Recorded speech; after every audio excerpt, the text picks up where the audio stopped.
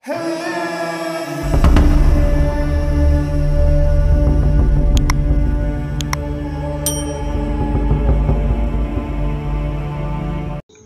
ni aku dah lepas gosok dah bersih keliling dia.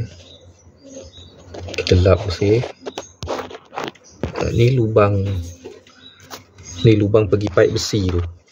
Yang ada termostat tu kan. Dia pergi belakang blok, lepas tu pergi ke depan. Dia bentuk L tu. Inilah lubang dia. Belakang tu ni pipe besi tu dalam tu. Ini lubang pergi blok blok enjin. So kita dah siap bersihkan tapak ni. Kita bolehlah pasang water pump ni. Okay, ni gasket dia. Letak kat sini. Aku nak letak gam dulu sapu dulu gam dalam ni. Baru kita letak gasket dulu.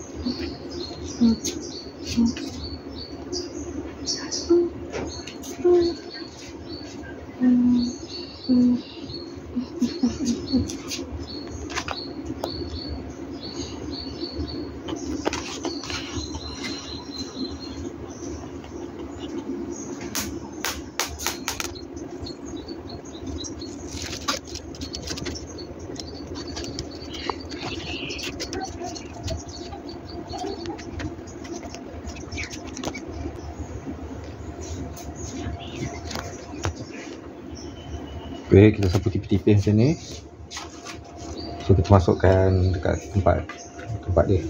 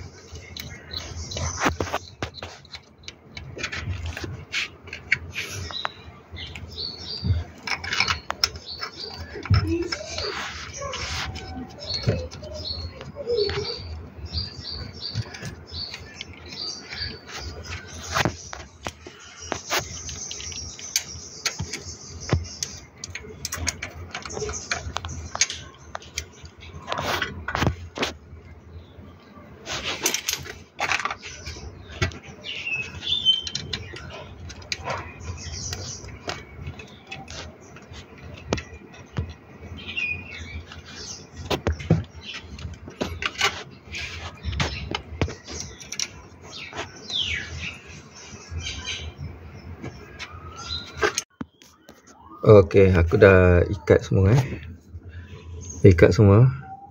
Skru ni keliling ni. 10 skru ni semua Atas ada 3, bawah ada 7. Keliling ni semua aku dah ikat. Okey, hati-hati skru ni. Hati-hati bila kau ikat, jangan terlalu kuat sangat. Agak-agak dia dah ketat tu, kau gerakkan sikit lagi. Okey, dah cukup. Maknanya dia dah ketat tu. 10 skru ni, skru 10 ni dia cepat senang loose. Buat depan ni dah siap pasang macam biasalah sebelum korang pasang, korang check dulu barang baru dengan barang lama sama tak. Semua yang ni tadi aku tengok bilah kipas dia tu ada rapat sikit, tadi aku tunjuk kan. Dia rapat sikit dengan dinding body water pump ni. Dia tapi tak jejak Jadi aku risau kat situ. Tapi tak apalah, kita pasang je lah kan. Agak-agak dia tak ada masalah lah. Okey, kita dah letak gam, gasket dia semua kita dah ikat. Okey, sekarang ni water pump ni dah siap lah. Bolehlah sekarang ni kita pasang balik timing belt. Aku nak pasang oil seal ni. Oil seal ni pasang balik atas bawah dengan timing belt semua dengan bearing dia semua macam biasa. Okey, timing belt ni aku dah siap pasang. So kita isi air Kita isi air sampai penuh. Okey, bila kita dah isi air tu dah stop. Okey, kita start Make sure semua dah ikat. Semua yang kita buka skru semua dah ikat. So kita try start kereta.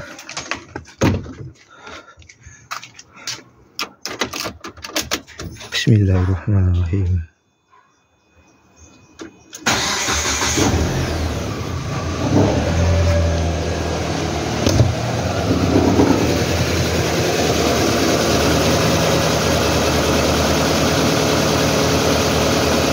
Okey, sambil tu kita tengok kalau ada air keluar kan.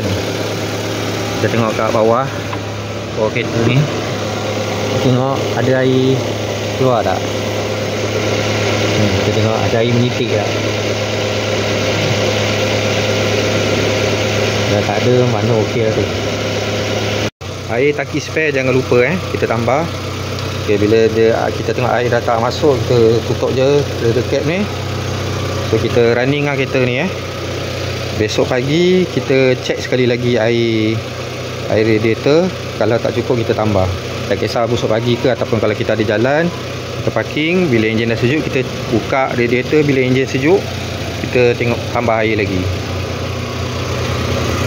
Okey, jadi untuk video tukar water pump ni sampai sini saja video ni. Dah settle So kita berjumpa lagi di video yang akan datang. Assalamualaikum.